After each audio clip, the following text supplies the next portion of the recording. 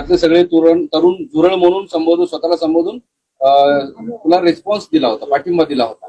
पण त्यानंतर हा विषय हातात घेतला. हा केवळ एकच विषय असणार आहे का या सगळ्या पुढच्या काळामध्ये जे काही सरकार विरोधी विषय असतील किंवा आणखी काही मुद्दे असतील ते हाती घेणार आहेत? काय अजेंडा असणार आहे अशी एक उत्सुकता सगळ्यांना. जे जे युवकांचे मुद्दे आहे, मग तो शहरी भागातला युवक असो का ग्रामीण भागातला युवक असो किंवा तो शेतकरी युवक असो का कामगार युवक असो, आम्ही प्रत्येकांचे मुद्दे उचलणार आहे. एकूण राजकीय परिस्थितीबद्दल काय वाटतं? राजकीय परिस्थिती काय ते तुम्ही बघताच. एका सेटायर मधून जन्मलेल्या पाटील एवढा समर्थन भेटते ते कशामुळे भेटतोय? कारण की जेवढे राजकीय पक्ष आहे किंवा जे सरकार आहे त्यांच्याकडून या युवकांना आता काहीच अपेक्षा राहिलेल्या नाही. नोंदणी वगैरे काय होईल? आता त्यासाठी खूप सगळं लवकर आहे. मी कालच इंडियामध्ये आलेले, 15 दिवसाआधी आमचं हे सगळं सुरू झालेलं आहे. तर आता त्यावर काही बोलणं खूप लवकर असेल. आम्ही ज्या लोकांनी आम्हाला सपोर्ट दिला आहे, ज्यांनी आमची मेंबरशिप घेतलेली आहे, त्या लोकांशी आम्ही संवाद करू, डायलॉग करू.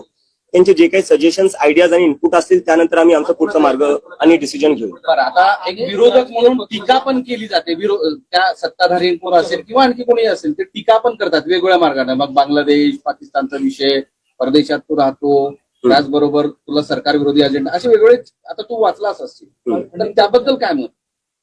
माझ्यावर जे टीका केलं त्या केल्या, ठीक आहे. आज मी तुमच्या समोर बसलेलो आहे, भारतात बसलेलो आहे. काल मी प्रदर्शन केलं, तुम्ही एका पाकिस्तानीला मग दिल्लीत प्रदर्शन करू देता हे म्हणायचंय तुम्हाला. आणि दुसरी गोष्ट माझ्यावर टीका करताय, ठीक आहे. वेदांत नावाचा 17 वर्षाचा स्टुडंट सीबीएसईचा, त्याला या सरकार आणि मीडिया, जे मेनस्ट्रीम मीडिया आहे त्यांनी पाकिस्तानी म्हणलेले. जो मुलगा 17 वर्षाचा आहे त्याचं फक्त एकच काम होतं, मेहनत करायची आणि परीक्षा द्यायची. त्यांनी परीक्षा दिली.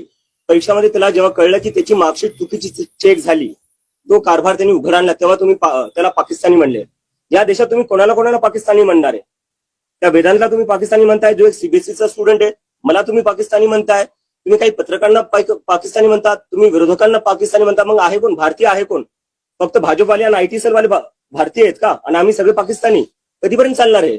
तुम्ही तुमची जिम्मेदारी नीट करा, तुम्ही तुमची कामं नीट करा. आम्हाला काय बोलायची गरज पडणार आहे?